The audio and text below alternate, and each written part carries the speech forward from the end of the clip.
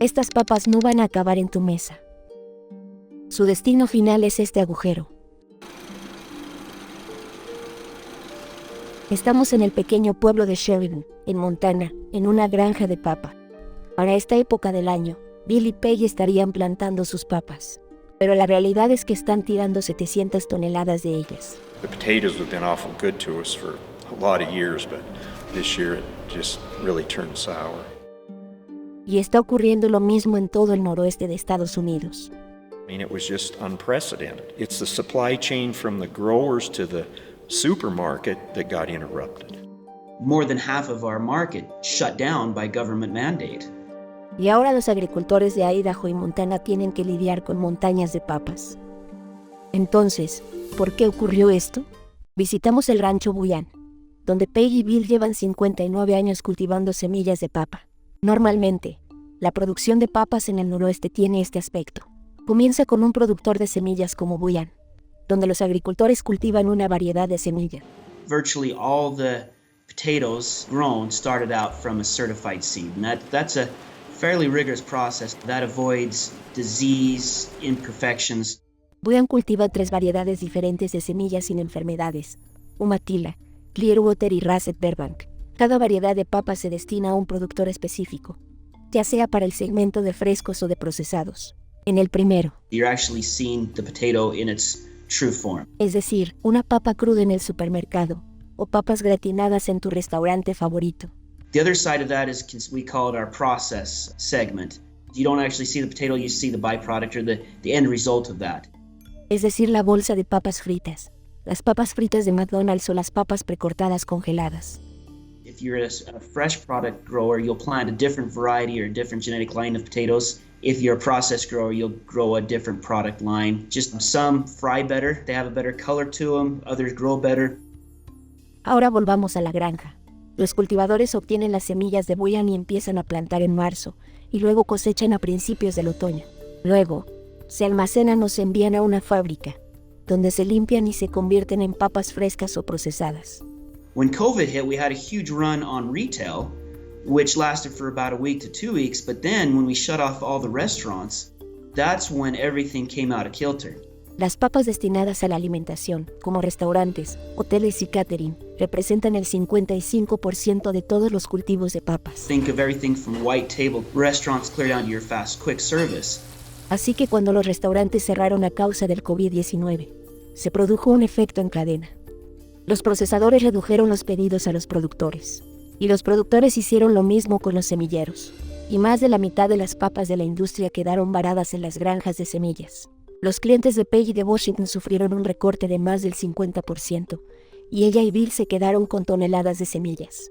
You can't take some of these facilities that are built directly for food service and then tomorrow flip a switch and make them able to sell into retail. You're asking a square peg in a round hole, I guess is the best analogy I can come up with.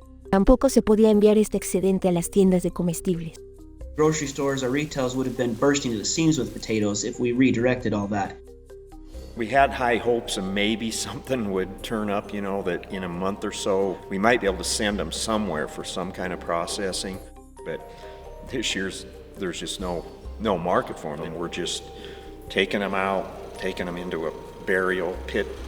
Peggy y Bill se vieron obligados a enterrar 635,000 kilos de papas en total. It's costing us money just to bury these. I mean, between our time and labor and renting a large excavator to dig the hole and cover them, it's not free just to throw them away to us. It's an expense just to get rid of them. When you dump that many potatoes, the financial hit. Yeah. I mean, that was what's so heart-sickening is the financial burden.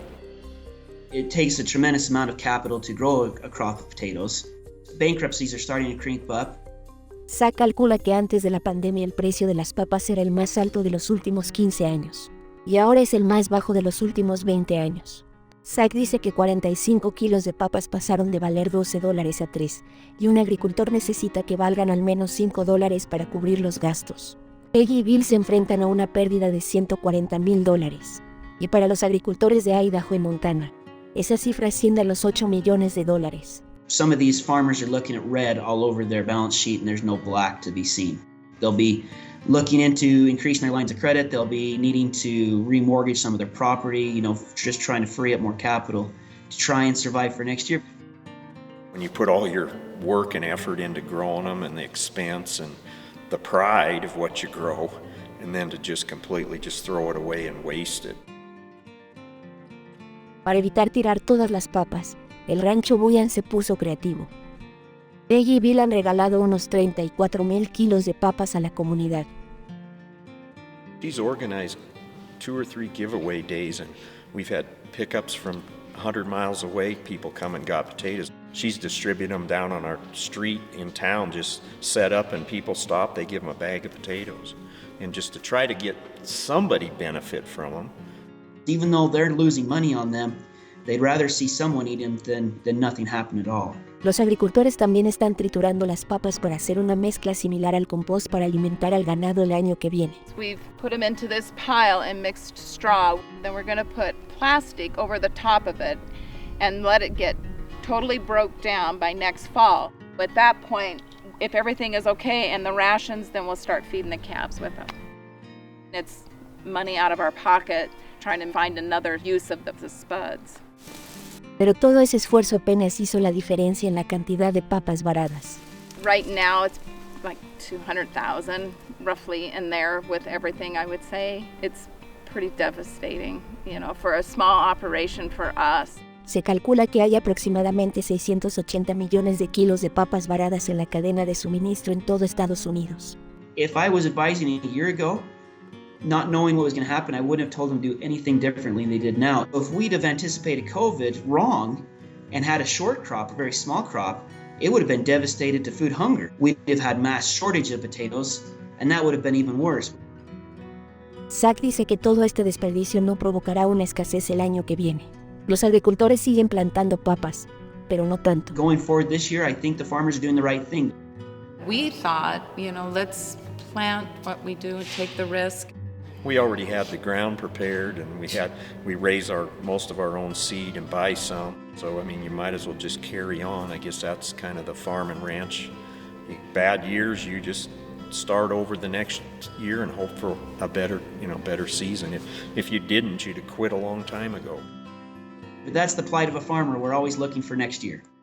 Farmers farm for the love of farming, and even in tough times, we still will continue to farm for the love of farming.